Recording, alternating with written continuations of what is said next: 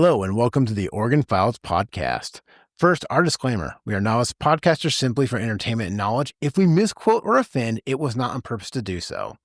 Now, today we are back at the Roseburg Library for another very exciting interview. But first, my co-host, Elliot Bowman. Thank you again so much, Mark. And this is 70th episode, which is really exciting. Our podcast is old. It's retired. We're not retired. It's retired. And today I saw that today is the 66th anniversary of Roseburg Blast. We did an episode on that quite a while ago. All I remember was a goat being in a tree. That was my favorite part of the whole podcast. Right? Great episode. It's a good, but I was thinking like it's such a big historic event around here. And the only thing that's happened is a plaque and a rock. It's like, why not? I guess half mast for like stuff is like statewide though, right? How do you celebrate that though? Like, well, that's what I was thinking.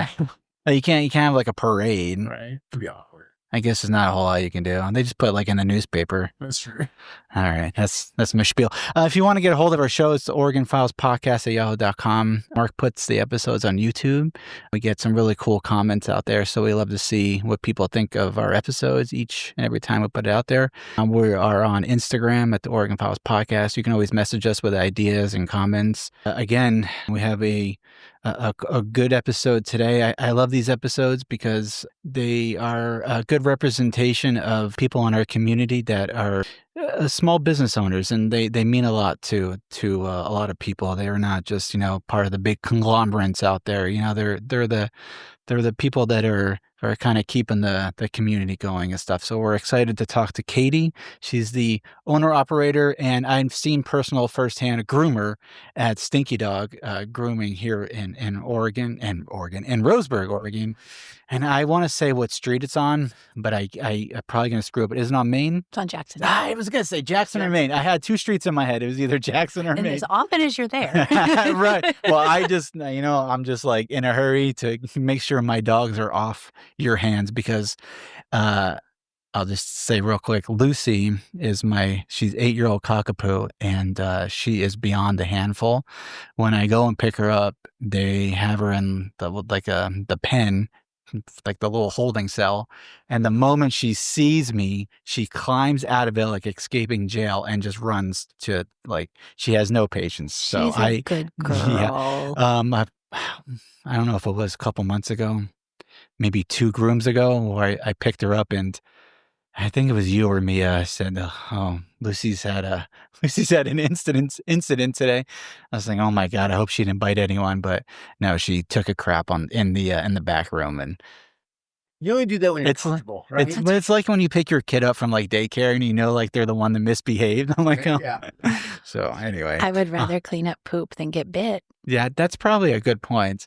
So I know Lucy can't apologize, but I apologize on behalf of her. We love her. Don't thank worry. You. And then Millie's the other one. Millie's a little more, I think Millie's a little more chill, but enough about me and my dogs.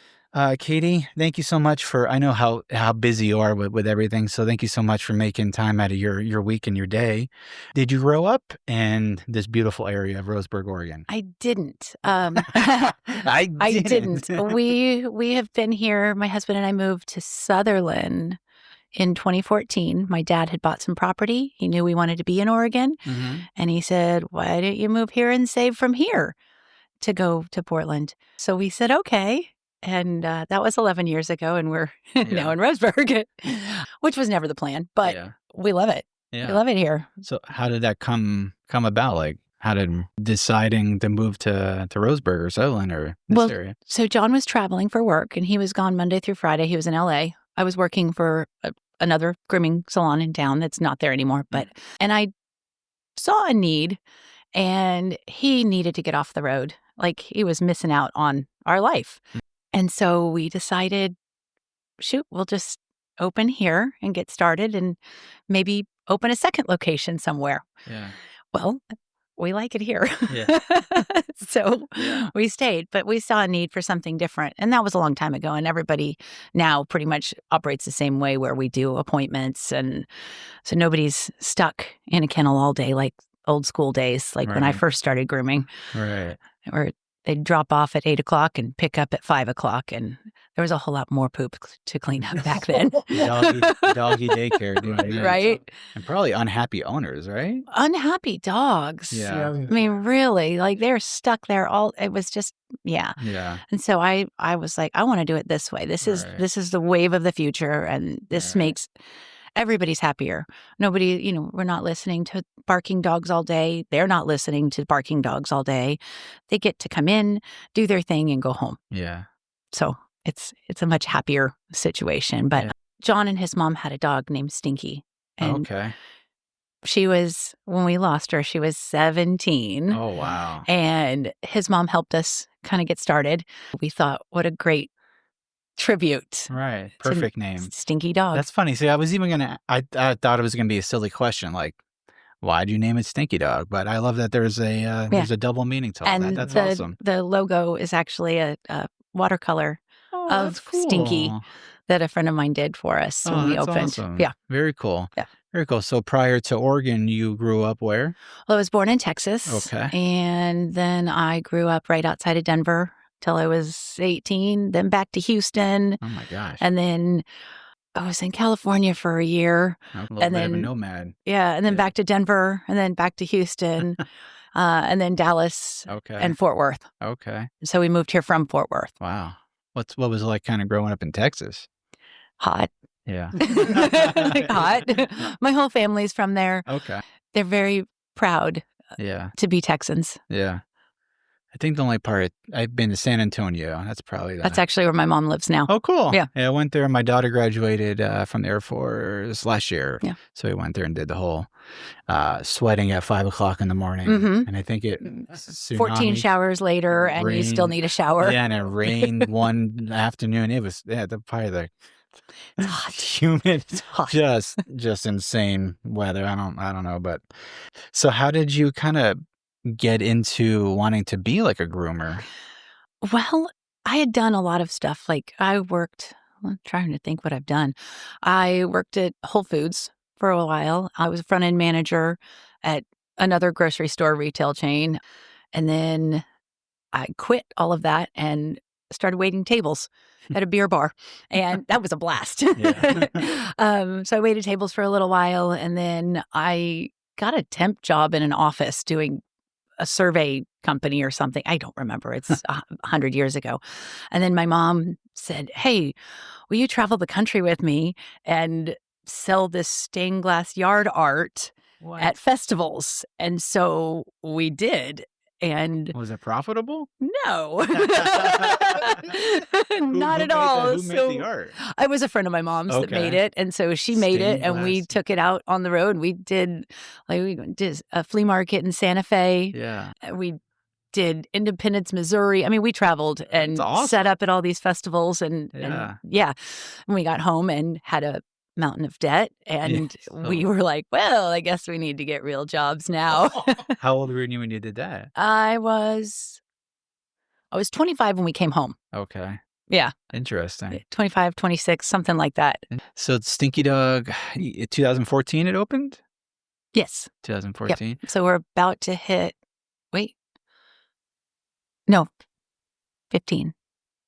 15? It was 15. Okay. Yeah. We moved here in 14. I worked for the other place for a little while and then opened up Stinky Dog. Okay. But yeah, we got home and needed to get real jobs. I had a friend that was grooming and she had so much freedom with her schedule. And I was like, that's what I want. Really? And I mean, we'd always had dogs. Yeah. And I always loved them. And like, I've never not had one. Yeah.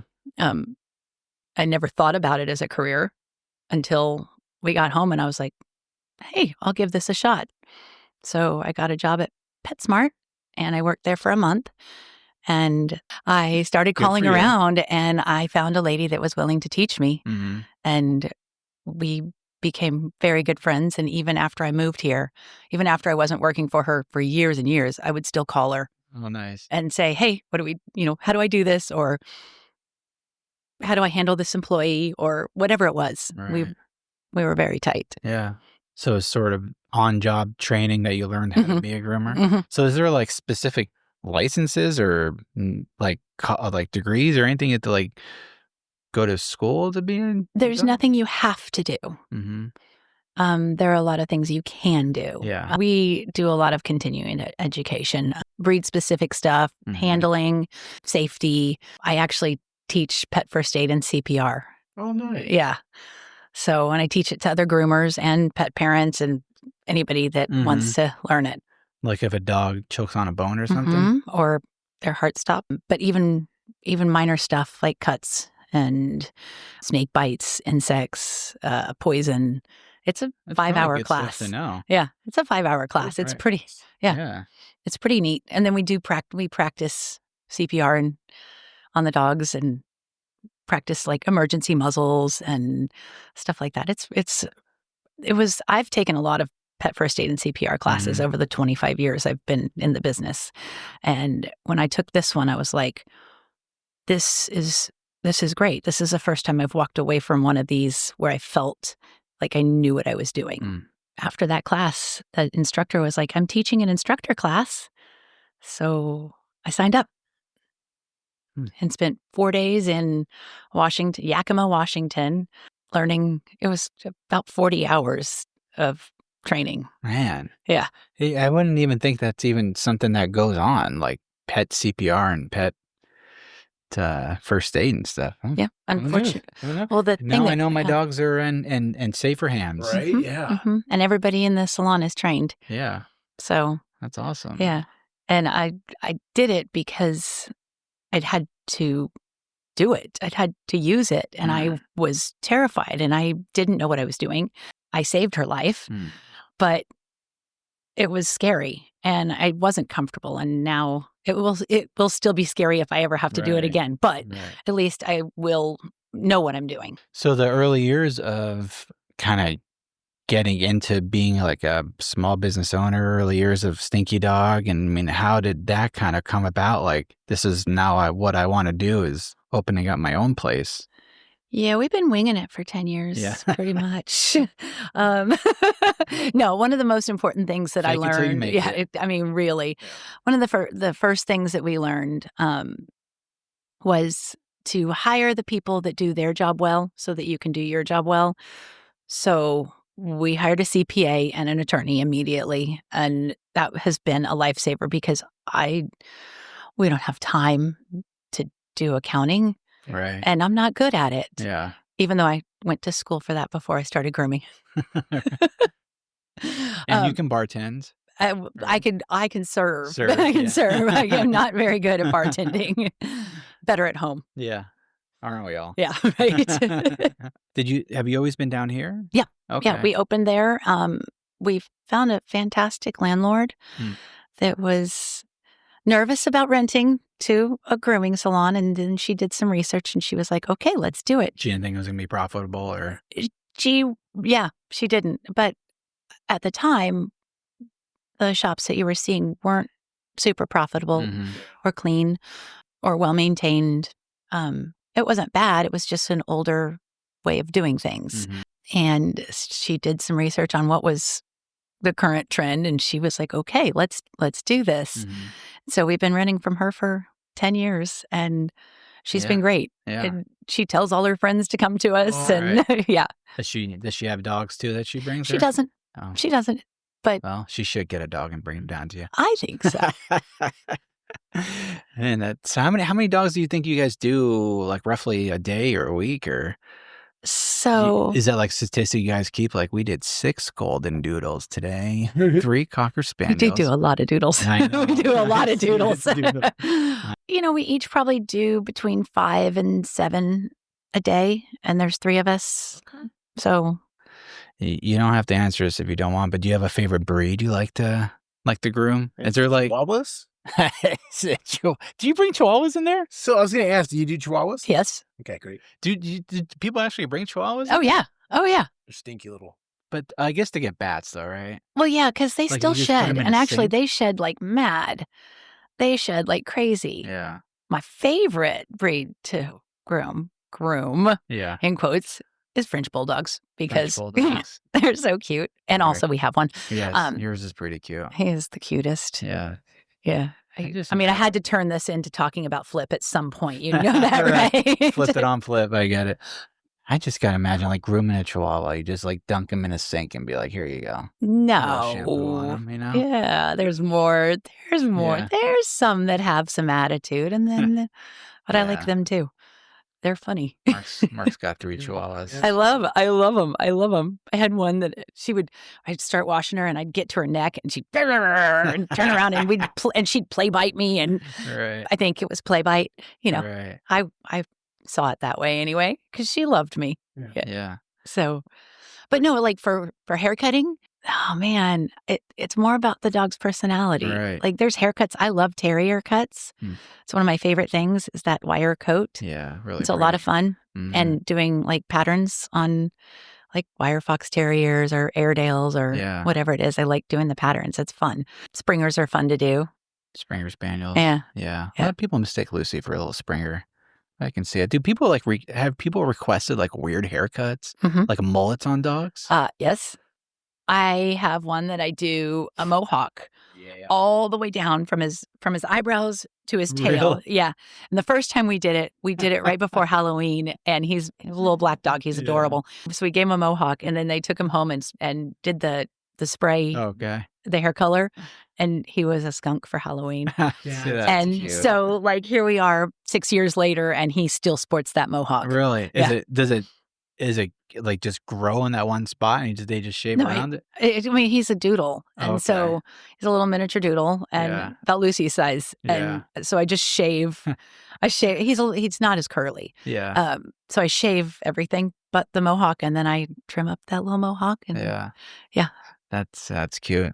nobody can see this, but I talk with my hands a lot too. Yeah. So That's okay. I do this sometimes too. Do you? How often do you kind of run into like people? We've had a couple of barbers on, so we asked this. So I put barbers and groomers in this in the kind of the same bubble, but animals, humans. When dogs or humans don't like their cuts, how often do you kind of like run into people who are like super picky about their dogs being, like that's not what I asked for? well, I Yeah. think early on in my career, I ran into that a lot more, Yeah. but I've learned how to get Man. instructions. Yeah.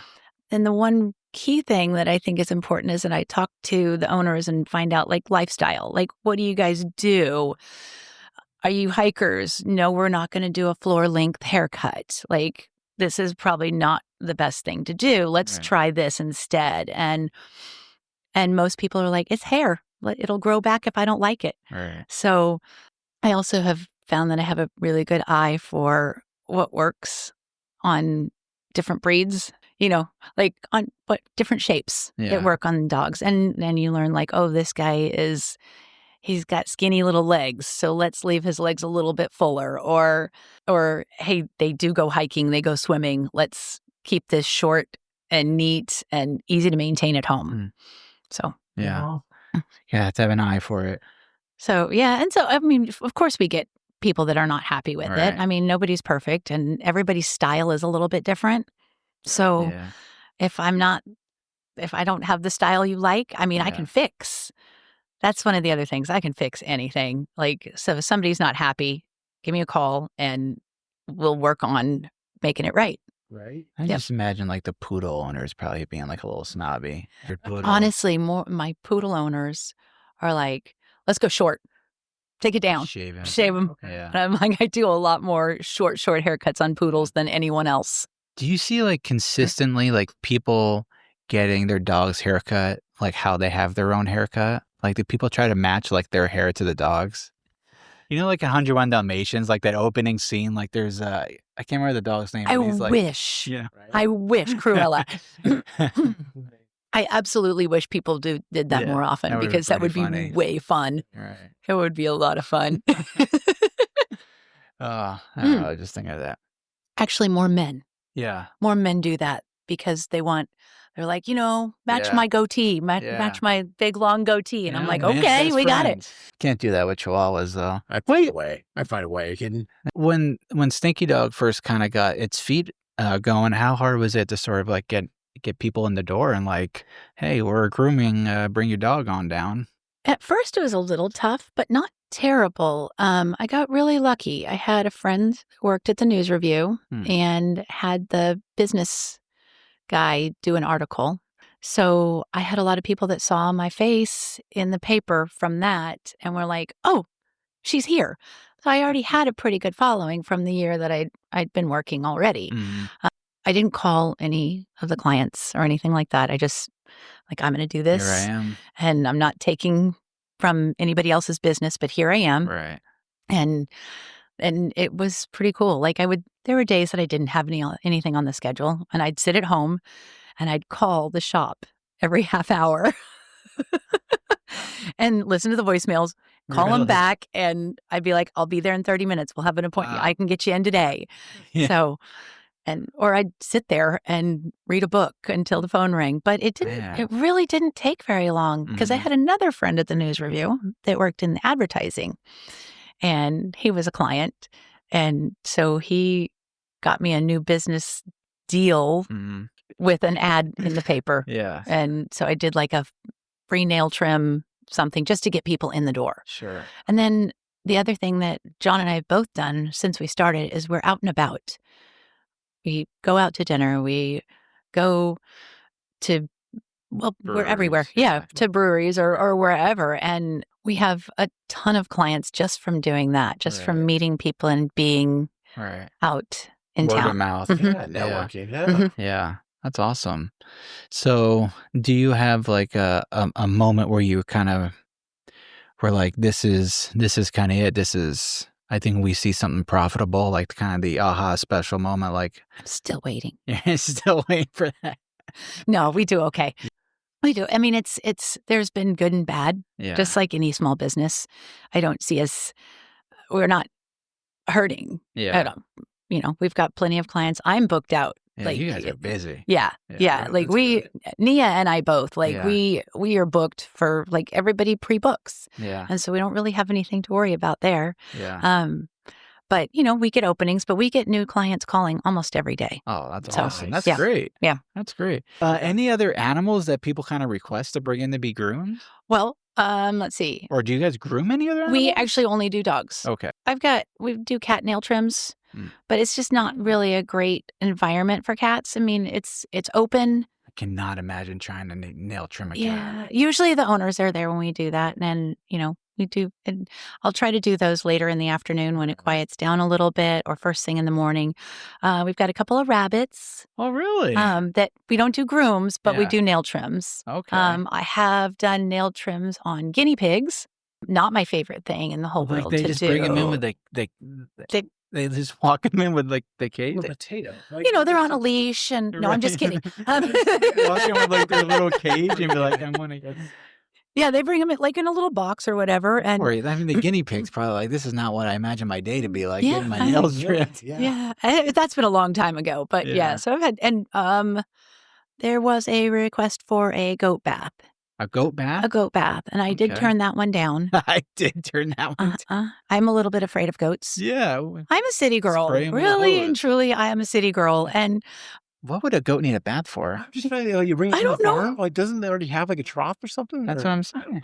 I don't know. I mean, the goat was in her car, so I'm sure it was a very nice goat. Was it in the passenger or driver's seat? It was in the back seat.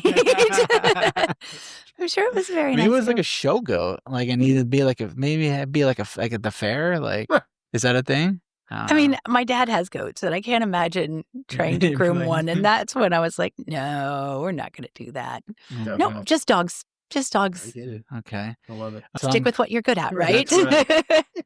So Stinky Dog is on Jackson Street. And what are your guys' hours of operation? We start booking at 8, and we try to have the last one done by 5. But if we don't have something booked at 8, then we open later. Yeah. And if we get done early, we go home. Yeah. So it's all by appointment. So. And best phone number is? 541-637-5786. I almost had to pull out a business card to check it out. I was like, I was going to Google it real quick. But, and then I think you guys are on, you're on Facebook too, right? Yeah, we do have a Facebook page. Yeah. Okay, cool. Awesome. And then I saw Was it last year you guys did the pitch night? Was that like kind of like a Shark Tank sort of thing? It was sort of Yeah. like a Shark Tank thing. So I pitched the CPR class. Okay. Yeah. So Okay. I told my story about Okay. this dog that had an incident and I had to revive her. Got her to the vet, and the vet said, "Your groomer just saved your dog's life." And so I told the whole story, and it's really hard to tell. Yeah. So yeah, I saved her. And so I told that story, and I told him about, wanting to take the class. No, I think I'd already taken the class at that point, taking the class. So I was pitching for money to help promote it and for travel expenses. And I have to buy all of the books and the kits, the muzzling kits and the bleeding kits that I give out to the students. They get to keep the book. That's part of what they pay for. And so it was marketing, travel, and that, and a website, which I still haven't done. But there is a website for that class. Yeah. That's awesome. So was that like, were you like comfortable or were you kind of nervous? I was terrified. Yeah. I was absolutely terrified. How big was the panel? So it was 3 judges, but there's 150 to 200 people in the audience. Oh, so they're listening too? Yes. Oh my And I had to get up on stage in front of a microphone, and it was awful. Did you have like a PowerPoint or did you have like a... Yeah. Okay. Yeah. I used Canva and did a little presentation, and my friend talked me into applying for it. And then I got on, and I would be so nervous. But it was great because they have coaches. Yeah. Like they give you a coach, and that coach walks you through and helps you with everything. And then you get a practice night. Oh, cool. So that you can do your spiel. And they tell you, hey, maybe you should put more dog pictures in this. Okay. Yeah. So, yeah. That's cool. So they kind of help you almost calm the nerves a little bit. I mean, they try. Right. Right. No, I was sending my picture, my friend that talked me into doing this, like the day before, there was nothing but like puking emojis. I was terrified. I'll go back to being a bar. Yeah, like, just not in public. No, I can't do this. So I won, and I totally did not expect to win. And they announced it like that night. They tell you right then and there. Yeah, and so I got a giant check. That's killer. I got a giant check for $10,000. That is awesome. Yeah. So did they bring everyone like on stage, or how did they announce like? Yeah. So we all like there's 6 people that pitch. Okay. Changed it up a little bit now. It's now like new businesses under 2 years, I think. And then they do different rounds. But when I was doing it, it was each one. This was the small business one. So you had to be a small business already. Yeah. And wanting to expand or grow. And so, then they call all 6 up there, and they 3rd place, 2nd place, and 1st place. That is so cool. And then there's an audience favorite. Okay. So 4 people, or 1st, 2nd, or 3rd could also get audience favorite. I got 1st place, and it was crazy. Yeah. It was wild. I still have the giant check. It's so cool. I would frame it somehow. I'm working on that. I'm going to. I was going to frame it and put it up in the shop. And, yeah, that's cool. But it was pretty wild. And then, so I totally support this event. Like, I go almost every time. The MC, every time I'm there, calls me back up on stage to speak in public again. And I'm like, I'm pretty sure you hate me. Why? Yes. And then the same friend had me do another event for the Sutherland Chamber and get up and speak in front of people. Oh, now you're just used to it. Now I'm just used to it. Now I'm a pro. Absolutely. Yeah. So then I decided to run for city council. That's what I was going to ask you next. Hey! So Brian Prowitz, that's who convinced you to kind of do city council. Yes. Yeah. So and the same friend that convinced me to do pitch night. Yeah. We chatted with Brian. I don't know. I'm going to say maybe 2 years ago, 3 years ago. And then he went and left me. He moved to Florida. Oh, he did? I didn't even know that. Yeah. Brian told us some really cool stories. Yeah. And he is interesting dude. He really is. He really is. And it's really funny because I was him-hawing about doing it or not doing it. And he had come to drop his dogs off that morning. And he was like, I really think you would be great at this. And I was like, yeah, fine. I'm going to do it. And so I went across to City Hall and put my name on there. So it's not like a ballot thing. Like it's just like Like, how did you? So you like- have to go and fill out the paperwork to run. Okay. And then you have to get 25 signatures. Okay. And then they have to check all those signatures to make sure they're all in your ward. So I got it. I was Okay. 2 over. I put my name in to do this, I think, less than a week before everything was due, before the signatures were all due in. So Yeah. it was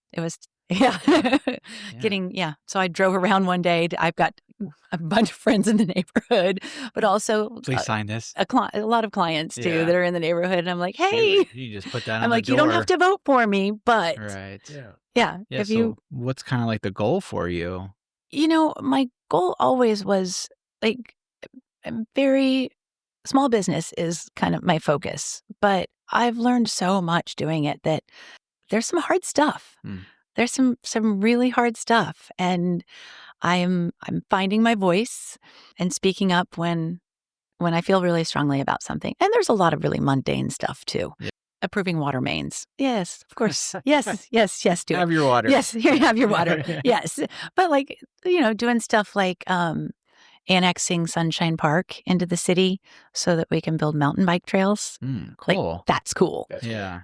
I am pretty excited about the turf over at Fir Grove. Right. And I know it's kind of a contentious thing, but after learning more about it and talking to a lot of people that have used it, and it just seemed like a good way forward, especially for small businesses, because it's going to bring people to Roseburg. Right.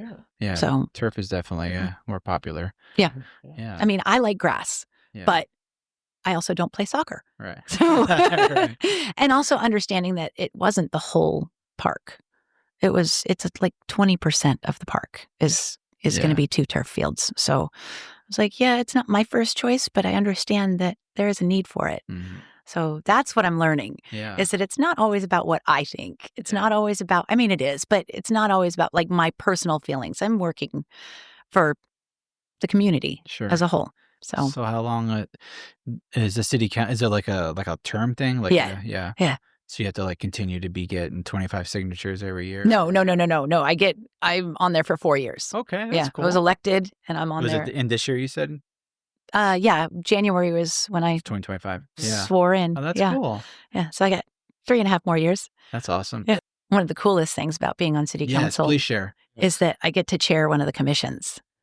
Oh, which is? So I get to chair the Historic Resource Review Commission. Oh, cool. I don't know what that means, but that sounds awesome. Well, if somebody wants to paint a mural. Yes. Oh, we got some murals painted recently.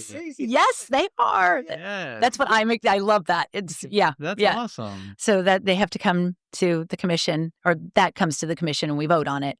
And there's other little things like, putting roofs on historic homes, because there's 4 historic districts. Oh, really? And so if you're in that district and you want to make a change, you have to apply to do that. We have 4 historic districts? Yeah. And the historic resource only takes care of 3 of them because the other one is the VA property. Okay. And so that makes sense. Yeah. So it's downtown, Laurelwood, and Mill Pine. Okay. Watersheds. The Umpqua Watershed wanted to put up an outdoor stage because they got a grant for it. And so that had to come to us. But it wasn't changing a building. It was not on the street. It's in the back parking lot. So we're like, yeah, do it. That's great. So is Laurelwood, is that because it's near the high school? Is that why it's historic? Or I wonder why it's one of our interesting. It is. Yeah. And every house has its own unique name. Yeah, I love that neighborhood. Yeah. It's very cool to walk around there. Yeah, it's a neat little neighborhood. And I mean, the streets are narrow. I mean, it's definitely a historic neighborhood. And then we have historic homes that are not in the districts, but we also have some national registered historic homes. Sure. So we get to tour one of those next week, which is exciting. Yeah. I'm kind of jealous. That's it. See? City council. Run for city council. Do it. I love it. I mean, how many slots each year? So it's every 2 years. Okay. There's one person from each ward every 2 years. So it's a 4-year term. I wonder who's in my ward. Cloverdale. I live over by Jolene. Oh, that's my ward. Is it yours? Yeah. Oh, I can't. I mean, I can't now. I'm just kidding. Oh, You can cool. run against me in 3.5 No, years. no, I'm just kidding. No, I'm but not for all that. I'll tell you what's really funny about Yeah. this and why I even considered it Yeah. is because I was like, I want to do something. I need to do something for the community, right? I need to do something. And so I was like, I'm going to try to be on the board at Saving Grace. And they didn't need any new board members. So I'm blaming this all on them. Like, I'm going to do something, whether they're going to take me or not. That's right. I mean, That's good right. for you, though. Yeah. That's awesome. So we can call you Councilwoman when I do the byline of this, right? Sure. Perfect. Yes. So when you're not saving this city and the ward, and you're not cleaning dogs and trimming gerbils and hamsters' nails, what are you doing for free time? Well, What's the downtime look like? we love to travel. Mm-hmm. We just got back from Alaska. Oh, that's right. You were telling me. Okay, cool. My parents took us to Alaska for a week long. There were 17 of us. But in one party? Yeah. It was pretty. It was pretty wild, but it was cool. Like, rent your own boat. Yeah, I mean, pretty much. We had a section that was ours. Yeah, that's awesome. But they treated us really. I mean, my parents treated us all really well on this. They went all out. That's awesome. We had balconies and. That's awesome. Yeah, so it was like a cruise, like it was around. A cruise, yeah. Oh, cool. That was really neat. Was it cold? There were days that it got to 70. Oh wow, that's cool. Yeah. So I mean, I was in a sweatshirt. Yeah. The other thing, we love to play darts. Oh. And so every stop when we got to Alaska, we found a place with darts. And so we bought hoodies at every place that we bought darts. Oh, really? Or that we played darts. Yeah. It was fun. It's going to have another closet, huh? Yeah. Well, I didn't have any hoodies. Yeah. I had to borrow hoodies to go on this trip. Yeah. So, yeah. Did you see like glaciers and? Oh, yeah. Like that was one of my favorite. favorite. No, I didn't get to see any bears. bears. No bears. Whales? Yes. We went whale watching. Awesome. And then one day we cruised this fjord, and at the end of it is a glacier, and the ship turns around 360 degrees so that everybody on the ship, no matter where you are, can see the glacier. It was really cool. And there's sea lions hanging out on little icebergs, and it was pretty neat. That's on the bucket list for me. Yeah. Say. And then I guess the other thing is hanging out with my favorite little man in the whole world. Flip. Flip is the best. And he's famous. He's pretty cute. Yes. He does the ads for Rib Day and Taco Tuesday up at the place. Yeah, his face is on there with a little. That's awesome. Out of all your travel experiences and all your adventures, any Bigfoot or paranormal? Not encounters? Traveling. Yeah. But we do have a ghost in the shop. Please tell. Mm-hmm. I don't even know. I want to come back now. That's right. His name is China Sam. We covered. Shut up. We covered. Yes. So if I walk into the shop and it's dark and there's nobody in there yet, I know, I did too. I walk in and I'm like, "Hey Sam, I'm just picking something up. I'm sorry to disturb you. Thanks for I'm like, thanks for sharing your space with us." And then I leave, and because I'm a little nervous about that. The other day, and I hadn't told our new assistant about Sam yet. I just hadn't thought about it because we're so used to it. And they were both in the main grooming room, and the bathing room light turned off. Oh my gosh. And like, they both looked at each other, and Nia was like, "Oh, that's just Sam." And Leslie looked at her and was like, "What? What? Who's Sam?" "Oh, that's just our ghost." Like, we all know this, right? And so Leslie went back there, and the switch was actually down. So how did you guys figure out it was China Sam? Ghost tours. Yeah.